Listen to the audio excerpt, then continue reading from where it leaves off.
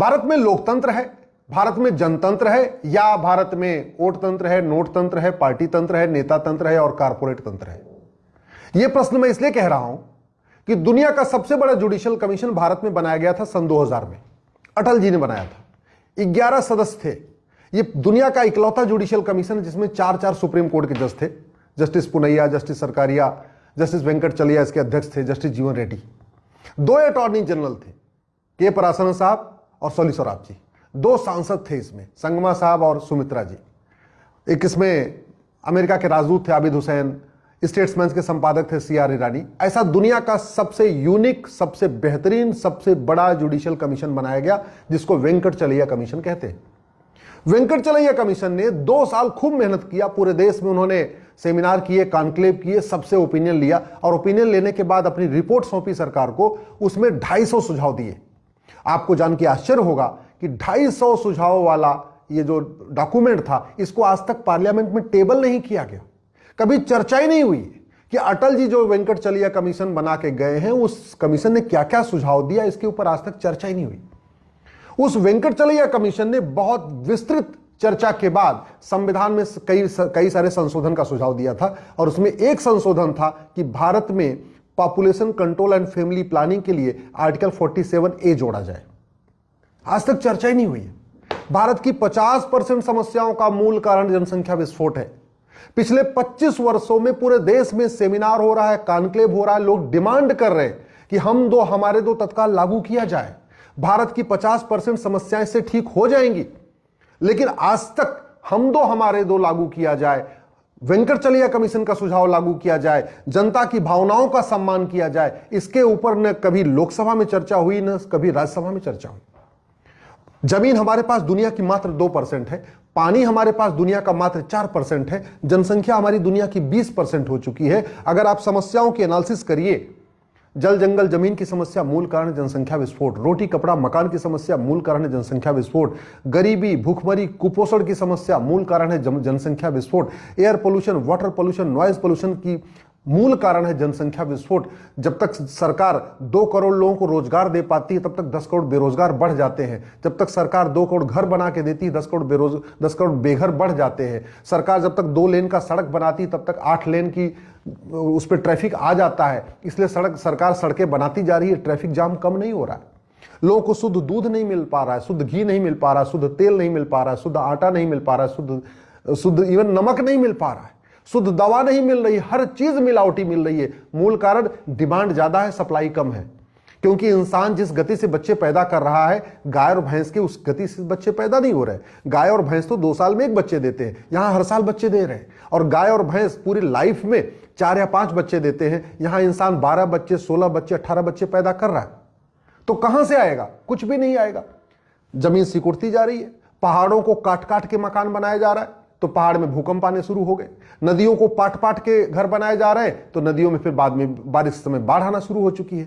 इतनी प्राकृतिक आपदाएं आ रही हैं, उसका मूल कारण है जनसंख्या विस्फोट। इतना air pollution water pollution noise pollution बढ़ चुका है, प्लास्टिक पोल्यूशन बढ़ चुका है। इस पूरे पोल्यूशन के कारण 200 से ज्यादा बीमारियां हो रही हैं, लेकिन फिर भी, और इसका मूल कारण है जनसंख्या विस्फोट, फिर भी चर्चा नहीं हो रही। हॉस्पिटल में भीड़ लगी हुई है, मूल कारण पोल्यूशन के कारण इतनी बीमारियां बढ़ रही। हार्ट अटैक हो रहा है, हार्ट स्ट्रोक आ रहा है, नपुंसकता बढ़ रही है, बाझपन बढ़ रहा है, मेंटल स्ट्रेस बढ़ रहा है, मानसिक बीमारियां बढ़ती जा रही है, किडनी खराब हो रही है, लीवर खराब हो रहा है, सब कुछ होता जा रहा है। मूल कारण लोगों को न शुद्ध भोजन मिल पा रहा है, न शुद्ध तेल मिल पा रहा है, न शुद्ध हवा मिल पा रही है, न शुद्ध पानी मिल पा रहा है। जमीन 2% है, पानी मात्र दुनिया का 4% है। ग्राउंड लेवल एकदम नीचे चला गया। जहां 40-50 फीट पे पानी मिलता था, वहां 250-300 फीट बोरिंग करनी पड़ती, तब जाके पानी मिल रहा है, वो भी शुद्ध पानी नहीं मिल पा रहा। दिल्ली की क्षमता मात्र 20 लाख लोगों के रहने की है। दिल्ली में और इस समय 2 करोड़ लोग रह रहे, यानी क्षमता से 10 गुना ज्यादा लोग रह रहे। तो स्वाभाविक सी बात है, दिल्ली में किसी भी सरकार हो, न लोगों को न शुद्ध हवा मिलेगा, न शुद्ध पानी मिलेगा, न शुद्ध भोजन मिलेगा, न बेसिक रिक्वायरमेंट मिलेगी। जब भारत की जनसंख्या 40 करोड़ थी तो 4 करोड़ लोग गरीब थे, यानी 10% लोग गरीब थे। अब भारत की जनसंख्या लगभग 150 करोड़ हो चुकी है तो लगभग 85 करोड़ लोगों को मुफ्त में राशन देना पड़ रहा है, यानी लगभग 60% लोग गरीबी रेखा के नीचे आ चुके हैं। 60% लोगों को मुफ्त में राशन देना पड़ रहा है। यह सिचुएशन है, फिर भी न लोकसभा में चर्चा हो रही, न विधानसभा में चर्चा हो रही, न राज्यसभा में चर्चा हो रही। भारत की इतनी समस्याएं, जितनी भी समस्याएं बढ़ती जा रही, अपराध बढ़ता जा रहा है, मूल कारण जनसंख्या विस्फोट। आतंकवाद, जिहाद बढ़ता जा रहा है, मूल कारण जनसंख्या विस्फोट। आज तक कोई आतंकवादी नहीं मिला जिसके माँ बाप ने हम दो हमारे दो फॉलो किया था। आज तक कोई पत्थरबाज ऐसा नहीं मिला जिसके माँ बाप ने हम दो हमारे दो फॉलो किया था। आज जितना ड्रग स्मगलिंग का कारोबार हो रहा है, जो बाकी चीजें हो रही हैं, उसका मूल कारण है भाई, लोग 2 बच्चों तक तो आराम से देख लेते हैं, जहां 8 बच्चे हो गए, 10 बच्चे हो गए, तो कौन बच्चा क्या कर रहा है माँ बाप देख ही नहीं पाते। और नतीजा क्या हो रहा है? अपराध बढ़ता जा रहा है, चोरी लूट बढ़ रही, झपटमारी बढ़ रही, चेन स्नेचिंग बढ़ रही है, मोबाइल स्नेचिंग बढ़ रही है, ड्रग कारोबार बढ़ रहा है, फिरौती बढ़ रही, अपहरण बढ़ रहा है, भाड़े पे हत्या बढ़ रही है। इतनी गरीबी बढ़ गई है कि लोग 1 लाख 2 लाख रुपए के लिए दूसरों की हत्या कर दे रहे। क्यों? क्योंकि गरीबी इतनी विकराल हो चुकी है, उसका कोई समाधान नहीं है। तो 1 लाख 2 लाख लेके हत्या कर दे, चलो 2 लाख रुपए मिल जाएगा, हत्या कर देंगे, बाकी भोजन जेल में बैठ के मिलता रहेगा, बाहर तो उनको भोजन नहीं मिल पा रहा।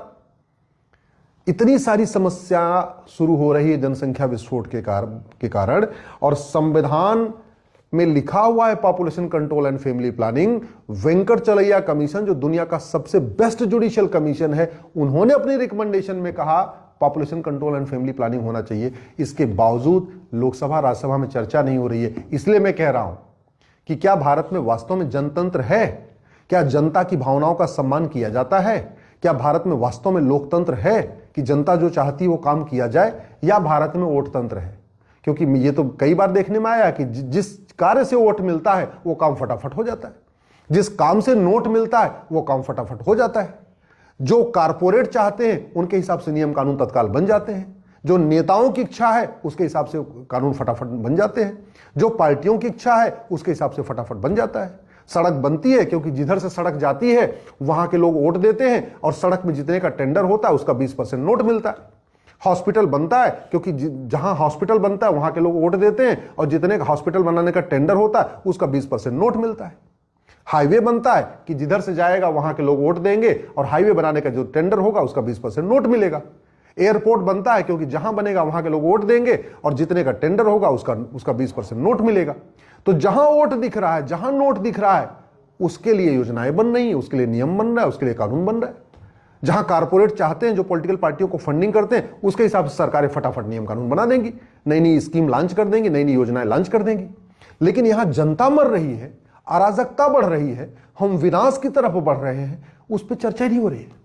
90,000 बच्चे रोज पैदा हो रहे हैं, 90,000, यानी साल भर में लगभग 3.25 करोड़ बच्चे पैदा हो रहे हैं। एक पंचवर्षीय योजना में, एक लोकसभा के कार्यकाल में लगभग 16.5 करोड़ बच्चे पैदा हो रहे हैं।